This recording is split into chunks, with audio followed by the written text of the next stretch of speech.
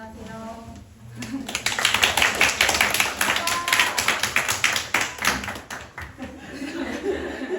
제 고교 학번제에 따른 입시 설명회 2부에서 과목별 첫 소개 파트를 맡은 국어과 전임명사 이슬입니다.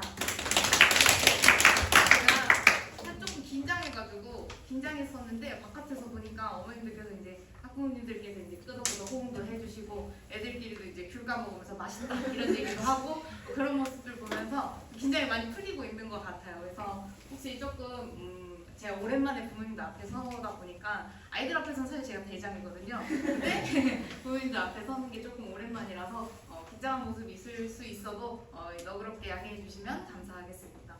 먼저 목차에 대해서는 간단하게 안내드리면은 그냥 저에 대한 간단한 소개 그리고 나서 교육 철학에 따른 저희 이번 입시제도 분석 그리고 저희 국어과만의 수업 방식에 대해서 조금 안내해 드리려고 합니다.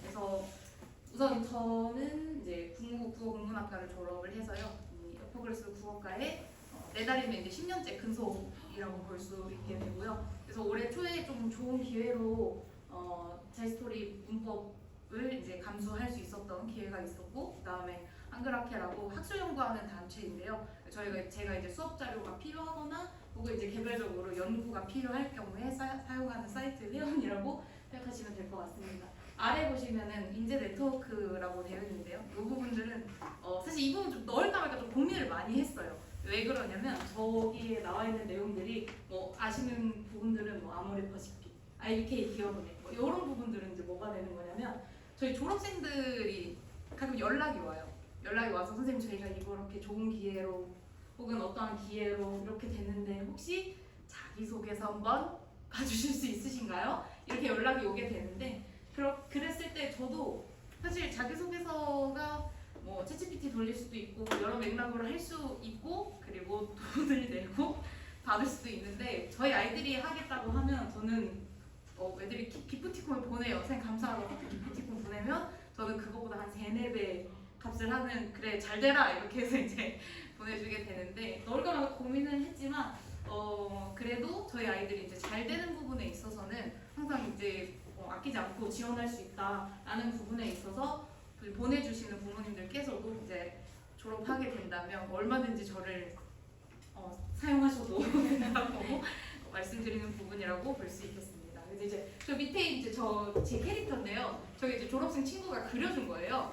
저게 이제 여러 가지 버전들이 있는데 그나마 얌전한 그림이 저 그림이라서 제가 이제 간단하게 귀엽게 한 장 보여드린다고 볼 수 있습니다. 자, 다음 이제 페이지 보게 된다면 이제 교육 철학에 대해서 말씀드리는데요.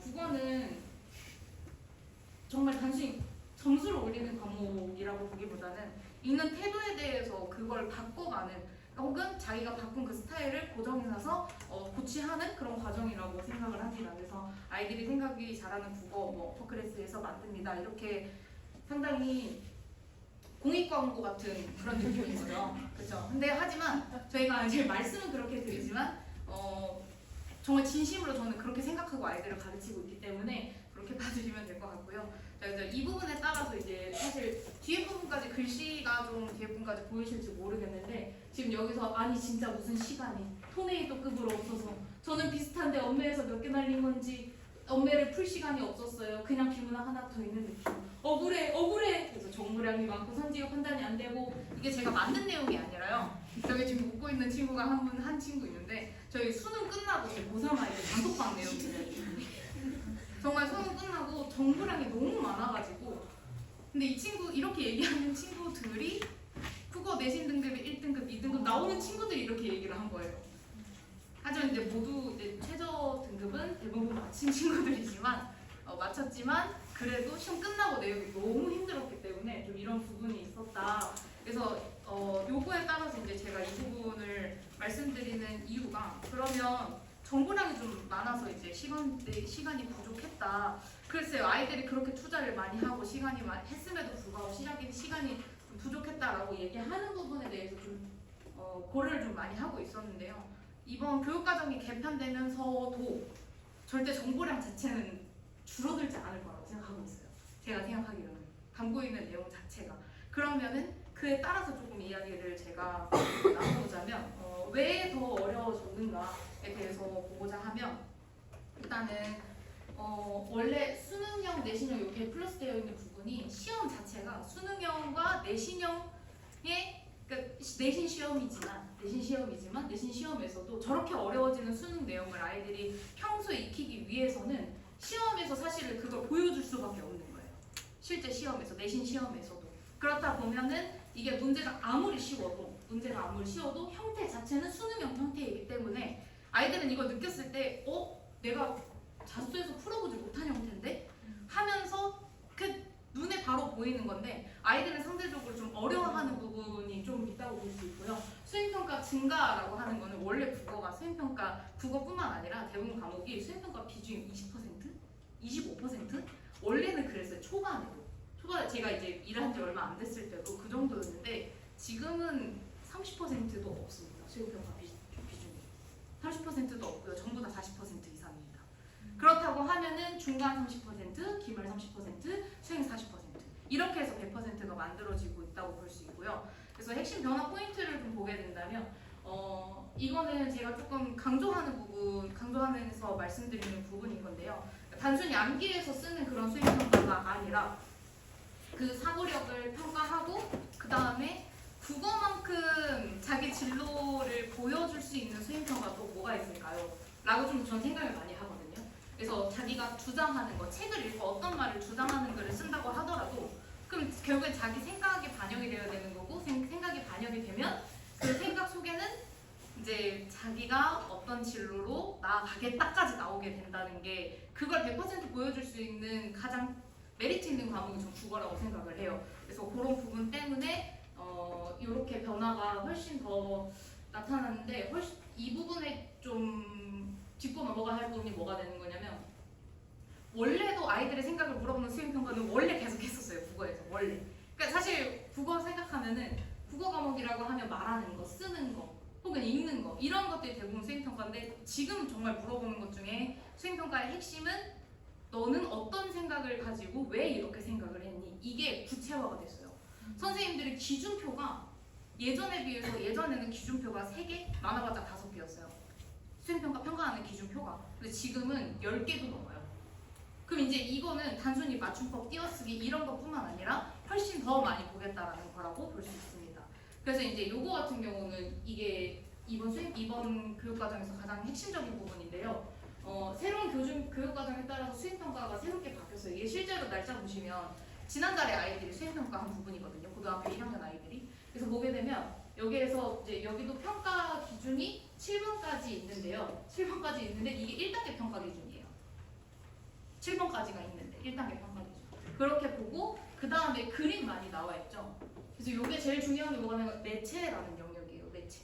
원래 국어에서 매체는 인기가 0%.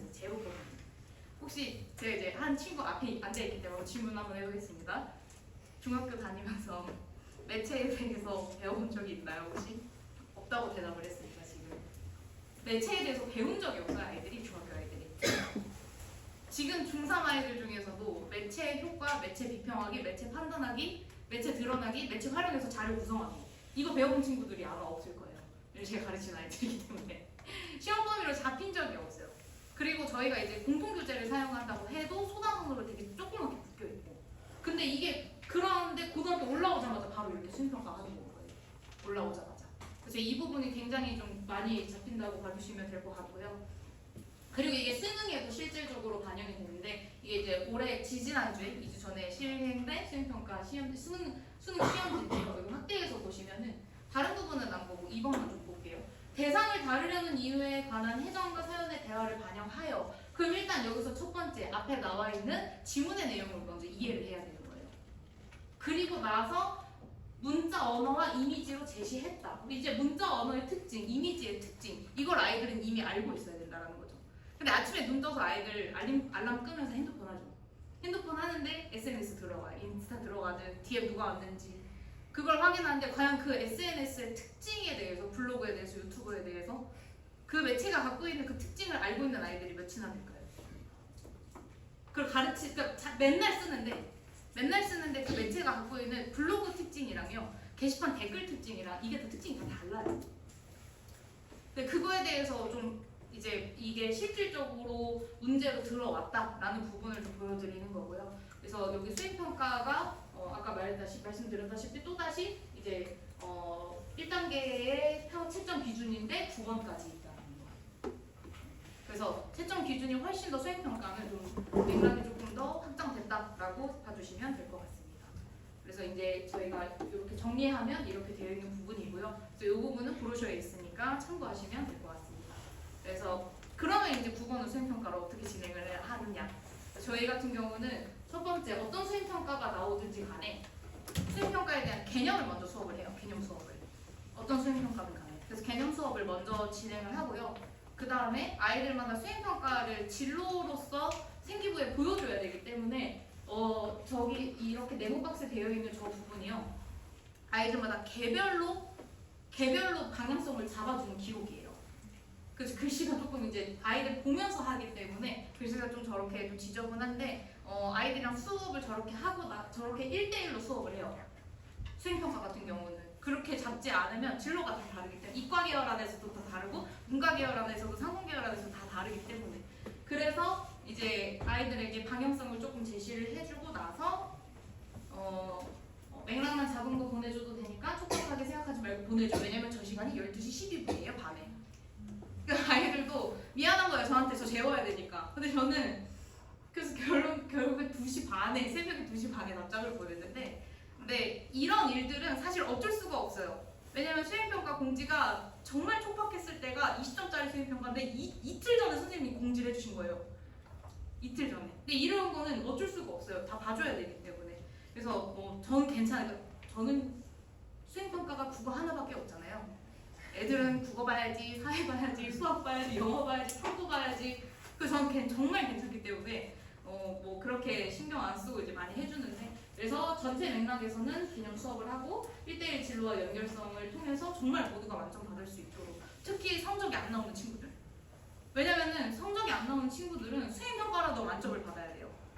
그건 본인이 노력해서 할 수 있는 부분들이기 때문에 그래서 그렇게 해주기 위해서 좀 개인적으로 이제 노력을 많이 하고 있다라는 거 그리고 이제 문학작품 같은 경우는 실제 자료를 통해서 역시나 개념 수업 먼저 하고 문학작품 해석하는 방법을 가장 먼저 중요하게 생각하게 이야기를 하고 이 부분은 이제 실제 시험에도 이렇게 등장했다라는 거 보여드리는 거고요. 그 다음에 비문학 같은 경우는 사실 위에 보시면 덕정고등학교는 모의고사 수업을 안 해줍니다. 이 부분은 덕정고등학교는 한 번도 시험 범위에 모의고사가 포함되지 않은 적이 없어요. 그 학교에서 모의고사 수업을 해주진 않습니다. 왜냐면 이제 선생님들의 의견에 의해서는 그렇게 말씀하시더라고요. 모의고사 지문이 3개, 5개 이렇게 되는데 자기가 수업을 하게 되면 어쩔 수 없이 그 수업 시험 문제를 낸 지문을 강조할 수밖에 없다. 이런 맥락으로 이제 안 하신다고 말씀하시더라고요. 그래서 이제 EBS 영상을 QR코드에 게시판에 붙여서 아이들에게 참고하라고 하는데 그러면 사실은 지문의 난도가 좀 있는 편의 지문은 공부 못하는 아이들일수록 비문학을 싫어하고 문학을 싫어하는 아이들일수록 그런 부분은 그냥 포기해버리고 말아요. 근데 저는 정말 읽는 것만큼은 아이들이 할 수 있을 거라고 생각하거든요. 그래서 그런 부분은 역시 이제 자료를 자체 제작으로 만들어서 지문이랑 영어, 그러니까 언어까지 이렇게 할 수 있도록 지도하고 있습니다. 그 다음에 이제 뭐 문법 같은 경우는 사실 실질적으로 문법은 아이들이 직접 원리를 이해하고 말하는 수밖에 없어요. 이해하는 것들이 가장 우선이기 때문에 앞에 나와서 시키는 장면입니다. 아주 괴로워하는 표정을 보고 기뻐하는 제 얼굴입니다. 그래서 그렇게 아이들과 시키면서 하고 있다라는 거 받으실 수 있고요. 그래서 따라서 개념 정리를 하고 그걸 적용할 수 있게끔 분석하면서 함께 피드백에 따라서 이야기를 하신다고 볼 수 있습니다. 그럼 이제 선생님 말로만 그렇게 하시고 수업 때는 뭐 별로 효과 없는 거 아니에요? 라고 하실 수 있어요. 근데 그렇지 않아요 저희. 그래서 이제 보시게 되면은 사실 친구가 전학 온 친구가 있어요 최근에. 그래서 이전 학교에서 기말고사를 36점을 받았는데 저희 이제 등원하고 나서 얼마 기억해요? 네. 감사합니다. 박수. 물론 친구가 열심히 했기 때문에 이런 부분이 있을 거라고 생각을 하고요. 또 하나 이제 그 단 친구들은요. 학교 평균이 57점이에요. 근데 저희 학원 아이들은 평균이 91점이고요. 만점자가 3명인데 그 중에 1명이 저희 아이. 있고 이제 1등급 커트라인에 따라서 1등급 그 반 부여율이 75%라고 받으실 수 있습니다. 그 다음에 이제 덕정고등학교 같은 경우는 저희가 작년 자료인데요. 덕정고등학교 1학년 아이들이 273명 중에 273명이 있었는데 그 친구들 중에 29등까지가 저희 아이들 8명이 있었고 248명 중 2학년 아이들 중에 16등 사이에 8명이 저희 아이들이 있었다라는 거 봐주실 수 있습니다. 그래서 아까 처음에 철학 부분에 대해서 교육 철학에 대해서 이제 말씀을 드리자고 하면 도신 너무 빨리 말씀을 들어가지고 내용이 이렇게 이해가 되셨는지 모르겠지만 단순히 점수를 올리는 과목이 아니라 그 태도를 가르치면서 사고 과정을 바꾸고 그 생각이 자랄 수 있도록 길잡이 역할만 해주는 것이 저의 일이라고 생각을 하고요. 사랑하며 아이들과 수업하고 있습니다. 네, 지금까지